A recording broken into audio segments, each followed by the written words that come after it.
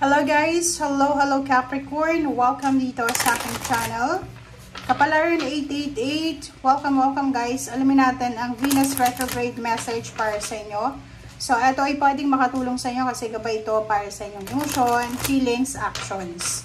Okay Capricorn, kumuha tayo dito ng 2 cards para sa iyo. So, ito yung first 2 cards mo, Capricorn. Ang lumabas sa iyo is full moon, harvest the fruits of your hard work, and blue moon, which is the rare moon, you are ready, make your masterpiece. So, sinasabi sa'yo dito Capricorn na yung Venus retrograde na to, especially pagpasok ng April or sa buong buwan ng April, sinasabi na lahat ng mga sacrifices mo, lahat ng mga ginawa mo na pagpapagod, pagpupuyat, pagtatyaga, ay posibleng ibabalik sa iyo ng universe yung harvest. Okay? So, you are ready. Sobrang ready ka na para tanggapin etong mga pagpapala na kumbaga deserve mo. Next is full moon.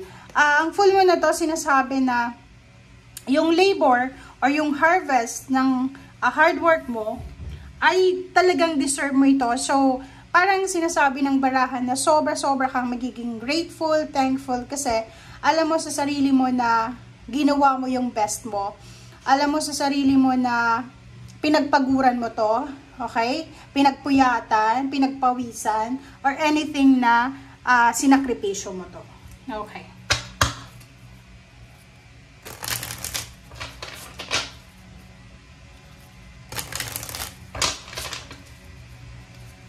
Oops. Okay, second deck tayo. Relax the hold of darkness and be at cause. Okay.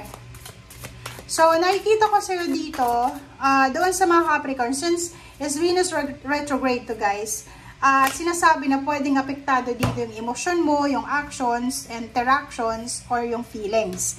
So, dito sa first card na to, sa second deck mo, sinasabi na number 26 is number 8. Kailangan mong i-relax yung sarili mo. Literal na i-relax mo yung sarili mo. Or alisin mo or i-release mo ang sarili mo from darkness, from past, pain, heartaches, and anything na posibleng nagbigay sa'yo ng pain and heartaches. Next is number 19. It's number 10. Dream a beautiful dream. So, yun.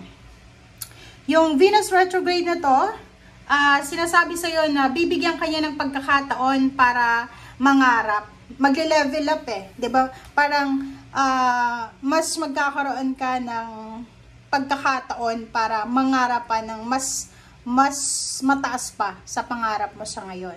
So, ibig sabihin nito, magkakaroon ka ng kumbaga decision or magkakaroon ka talaga ng mindset na kung ano yung gusto mo, okay, yung kung ano yung pangarap mo. So, talagang sigurado ka na, eto ako eh, eto yung gusto ko, eto yung deserve ko, parang ganon. Okay? Okay.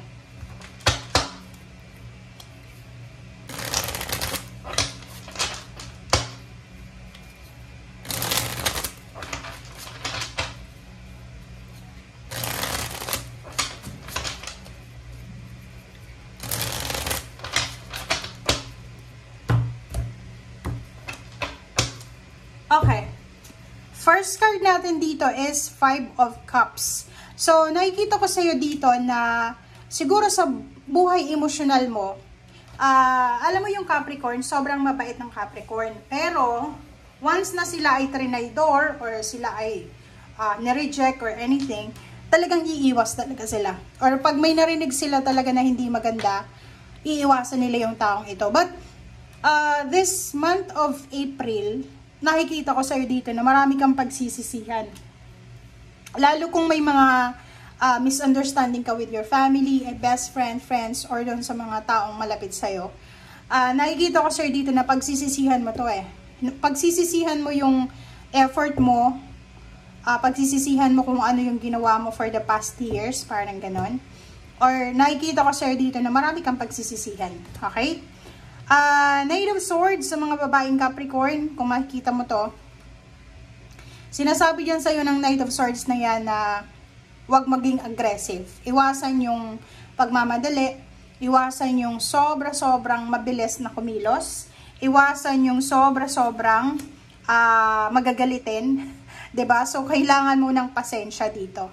Ang next card mo is 9 of Wands. So, may pagkakataon din na makakaramdam ka ng pagod, pagka-boring, pagkainis, yung parang hindi gumagalaw yung araw, parang ganyan. Hangman, so nakikita ko sa'yo dito na if ganito yung pakiramdam mo, like for example, nanghihinayang ka sa oras or parang hindi mo alam kung ano yung gagawin mo, huwag kang magmadali, okay? Kung pagod ka, ihang mo na muna, huwag kang gagawa ng desisyon. Parang ganun din. Ako ganun ang ginagawa ko. And makinig tayo sa sinasabi ng ating intuition. Kasi ako ganun eh. Pag halimbawa ganito, alam ko na hindi ako sigurado sa desisyon ko, natatakot ako, baka pagsisihan ko to, talagang mag-slow down ako. Okay? And kung lalo sa pagpagod ka, huwag kang gagawa ng desisyon, ihang mo muna. Okay. So, 6 of Wands, diba? Victory, success, recognition, awards, rewards, and 6 of Cups. So, nakikita ko sa iyo dito, guys, is 66. It's balance card. Sinasabi ng baraha sa iyo dito na sa usaping literal to, literal na financial and then emotional. Darating ang taon, maybe 6 years from now, or 2026, next year, or maybe 6 months from now, or 1 year from now, financially, you will be super successful, super powerful. So, ibig sabihin, you will receive recognition, awards, rewards, higher position, higher salary, appreciation from your family, and may mga magbabalik, or pwedeng ikaw yung babalik. Kung OFW ka, posibleng babalik ka sa pamilya mo sa Pilipinas. Okay? But, sa ngayon, sa kasalukuyan, nakikita ko sa iyo dito na wala kang masyadong pinoproblema sa relationship kasi yung focus mo sa ngayon is pera.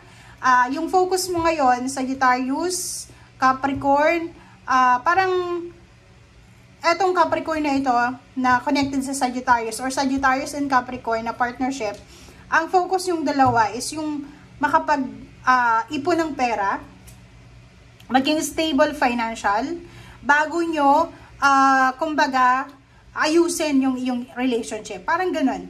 9 of Pentacles, so nakikita ko sa'yo dito na yung mga single dyan na Capricorn, possible, may mga opportunity dito na makatagpo ka ng isang tao na magmamahal sa'yo. Hindi lang relationship yung i-offer sa'yo, kundi financial success. So, dream of your, parang dream of your dreams.